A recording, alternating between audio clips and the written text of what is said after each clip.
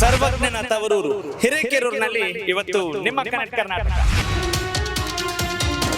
ಜನರ ಬದುಕಿಗೆ ಪೂರಕವಾಗಿ ಈ ಕ್ಷೇತ್ರದ ಶಾಸಕರು ನಿಜವಾಗ್ಲೂ ಸ್ಪಂದಿಸ್ತಾ ಇದ್ದಾರೆ. ಕೈಗಾರಿಕೆಗಳಿಗೆ ಉತ್ತೇಜನವನ್ನ ಕೊಡಬೇಕಾಗಿದೆ. ಗ್ರಾಮೀಣ ಪ್ರದೇಶದಲ್ಲಿ ಇದ್ದಾವಲ್ರಿ ಸಮಸ್ಯೆಗಳು ಇದ್ದೇ ಇರ್ತವೆ. PHಗಳಿಗೆ ಹೋಗ್ಲಿಕ್ಕೆ ಒಂದು ಸುಸಜ್ಜಿತವಾದ ರಸ್ತೆ ಅವಶ್ಯಕತೆ ಇದೆ. ಒಬ್ಬ ಶಾಸಕನಾಗಿ ಗೆಲ್ಲೋಕೆ ನಿಮ್ಮಂಥವರಿಗೆ ಹಣ ಗುಣ ಜನ ಯಾವ್ದು ಮುಖ್ಯ ಅಂತ ಹೇಳಿ? ನಾನು 94ರಾಗ ಮೊದಲನೇ ಬಾರಿ ಶಾಸಕರಾಗ ನನ್ನ ಖರ್ಚು 1,10,000 ರೂಪಾಯಿ. ನಂದೊಂದು ನಂದಲ್ಲ.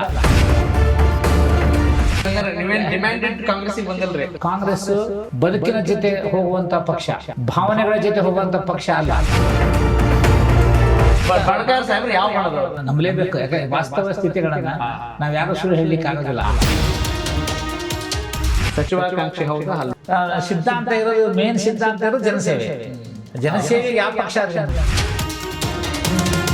ಪಬ್ಲಿಕ್ ಟ್ರಾನ್ಸ್ಪೋರ್ಟೇಷನ್, ಆಮೇಲೆ ವಾಟರ್ ಫೆಸಿಲಿಟೀಸ್, ಅದೆಲ್ಲ ಎಲೆಕ್ಟ್ರಿಸಿಟಿ ಅದೆಲ್ಲ ಕರೆಕ್ಟ್ ಆಗಿದೆ. ನಾವು ರೈತರ ಕೆಲಸ ಮಾಡ್ತೇವ್ರಿ, ಪರಿಹಾರನ ಬಂದೇ ಅಲ್ಲ. ಎಲ್ಲ ಅಭಿವೃದ್ಧಿ ಚೆನ್ನಾಗಿ ಮಾಡ್ತಿದ್ದಾರೆ. ಇವಾಗ ಈ 2.5 ವರ್ಷದಲ್ಲಿ ಸಾಕಷ್ಟು ಅಭಿವೃದ್ಧಿ ಆಗಿದೆ. ಮಾನವೀಯ ಕಳಕಳಿಯ ಮುಖ್ಯಮಂತ್ರಿ ಸಿಕ್ಕಾರ ನಮ್ಗೆ. 2028 ಚುನಾವಣೆ ತನಕ ಕಾಂಗ್ರೆಸ್ ಪ್ರಶ್ನೆ ಇಲ್ಲ. ನಮ್ದು ಇದೇ ರೀತಿ ಮುಂದುವರಿತೈತೆ. 2028ವರೆಗೂ ಈ ಸರ್ಕಾರದಲ್ಲಿ ಯಾವುದೇ ತೊಂದರೆ ಇಲ್ಲ. ರೋಡ್ ಮಾಡಿದ್ದಾರೆ, ಕೆಲವು ದೇವಸ್ಥಾನಗಳಿಗೆ ಅನುದಾನವನ್ನು ತಂದು ಹಾಕಿದ್ದಾರೆ. ಏರಿಯಾದಲ್ಲೆಲ್ಲ ರೋಡ್ ಎಲ್ಲ ಆಗ್ಬೇಕು. ಆಮೇಲೆ ಡ್ರೈನೇಜ್ ಬಂತು, ಅದು ಬಂದಾಯ್ತು. ನೆಕ್ಸ್ಟ್ ಮೇಲೆ ಇವರ ಆಗ್ಬೇಕಾ ಬೇರೆ ಬರ್ಬೇಕಾ? ನೆಕ್ಸ್ಟ್ ಇವರ ಖಂಡಿತ ಇವರ MLA ಆಗ್ತಾರೆ.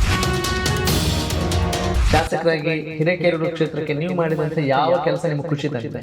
ಹಿರೇಕೆರೂರು ತಾಲೂಕಿನ ಇತಿಹಾಸದಲ್ಲಿ ಮೊದಲ ಬಾರಿಗೆ 40 ವರ್ಷಗಳ ನಂತರ ಒಬ್ಬ ಶಾಸಕ ಮತ್ತು ಒಂದು ಸರ್ಕಾರ ಎರಡೂ ಪಕ್ಷದ್ದು ಬರಲಿಕ್ಕೆ ಸಾಧ್ಯ ಆಗಿದೆ.